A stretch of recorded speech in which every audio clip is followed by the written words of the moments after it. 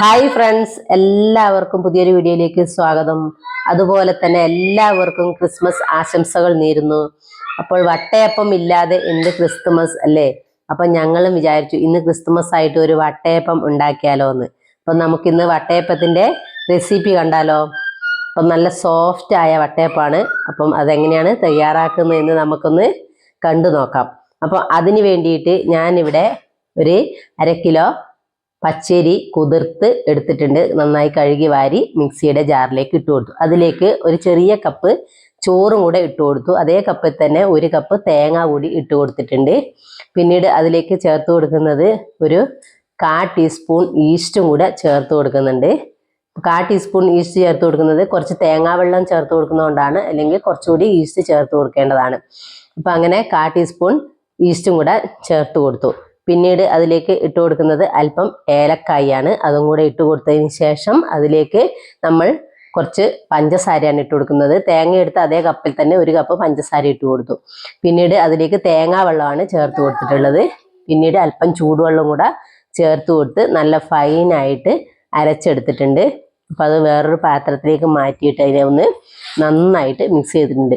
പഞ്ചസാരയൊക്കെ അവനവൻ്റെ ഇഷ്ടത്തിനനുസരിച്ച് കൂട്ടും കുറക്കുകയൊക്കെ ചെയ്യാം കേട്ടോ. മധുരത്തിൻ്റെ അളവ് നോക്കിയിട്ട് കൂട്ടും കുറക്കുകയൊക്കെ ചെയ്യാം. ഇതൊക്കെ ഒന്ന് നന്നായിട്ട് മിക്സ് ചെയ്ത് എടുത്ത് നമ്മളൊന്ന് അടച്ച് വെക്കുക. എന്നിട്ട് നല്ല തണുപ്പുള്ളത് കൊണ്ട് തന്നെ ഞാനിതിനെ കുറച്ച് ചൂടുവെള്ളം ചേർത്തിട്ടാണ് അരച്ചെടുത്തതെങ്കിലേ പൊങ്ങത്തുള്ളൂ. അപ്പോൾ ഇത് നന്നായിട്ട് പൊങ്ങി വന്നിട്ടുണ്ട്. പിറ്റേന്ന് രാവിലത്തേക്ക് കണ്ടോ, നല്ല അടിപൊളിയായിട്ട് നമ്മളെ മാവ് റെഡിയായി വന്നിട്ടുണ്ട്. അപ്പോൾ ഇനി നമുക്കിതൊന്ന് ചുട്ട് നോക്കാൻ വേണം. അപ്പോൾ ഞാൻ ഇതിന് ഉപ്പ് ചേർത്തിട്ടുണ്ടായിരുന്നില്ല അരക്കുമ്പം. അപ്പം ഇപ്പം ഞാനതിന് ആവശ്യത്തിനുള്ള ഉപ്പും കൂടി ചേർത്ത് കൊടുക്കുന്നുണ്ട്. ഉപ്പും കൂടി ചേർത്ത് കൊടുത്തതിന് ശേഷം ഇതിനെ ഒന്ന് നന്നായിട്ട് മിക്സ് ചെയ്തെടുക്കുന്നുണ്ട്. അപ്പം നമ്മുടെ ഉപ്പൊക്കെ എല്ലായിടത്തും ഒന്ന് പിടിക്കുന്നത് വരെ ഒന്ന് നന്നായിട്ട് മിക്സ് ചെയ്യുക.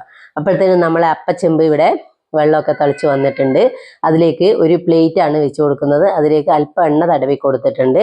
പിന്നീട് അതിലേക്ക് നമ്മുടെ മാവ് കോരി ഒഴിച്ചു കൊടുക്കുന്നുണ്ട്. അപ്പം നമ്മുടെ മാവ് 2-3 പ്രാവശ്യമായിട്ട് അതിലേക്ക് ഒഴിച്ചു കൊടുത്ത് നമുക്കിതിൻ്റെ മുകളിൽ ഒന്ന് ആവി വന്നതിന് ശേഷം വേണമെങ്കിൽ അണ്ടിപ്പരിപ്പോ ബദാമോ മുന്തിരിങ്ങയോ എന്തെങ്കിലും വെച്ച് ഡെക്കറേറ്റ് ചെയ്യാവുന്നതാണ്. ഞാനിപ്പോൾ ഇതിലൊന്നും ചേർത്ത് കൊടുക്കുന്നില്ല. അപ്പം അത് മാവ് മാത്രം ഒഴിച്ചു കൊടുത്ത് ഒന്ന് അടച്ച് വെച്ച് ഒരു 10-15 മിനിറ്റ് ഒന്ന് ആവിയിൽ വേവിച്ചെടുക്കുകയാണ്. അപ്പം നമുക്കൊന്ന് അടച്ചു വെക്കാം. അപ്പം നമ്മുടെ അപ്പം ഇവിടെ റെഡി ആയിട്ട് വന്നിട്ടുണ്ട്. നല്ല സോഫ്റ്റ് ആയിട്ടുണ്ട്. അതുപോലെ തന്നെ എല്ലാം പാകത്തിന് മധുരവും ഉപ്പും ഒക്കെ ഉണ്ട്. കണ്ടോ, നല്ല സോഫ്റ്റ് പഞ്ഞി പോലുള്ള ഒരു അപ്പമാണ്. അപ്പം ഇതിന് ബീഫ് തന്നെ വേണം കേട്ടോ. നമ്മളെ വട്ടയപ്പത്തിന് ബീഫ് തന്നെയാണ് കോമ്പിനേഷൻ. അപ്പം എല്ലാവരും ഒന്ന് ചെയ്ത് നോക്കുക. ഫീഡ്ബാക്ക് വരിക. ഒരു നല്ല വീഡിയോ ആയിട്ട് നാളെ വരാം.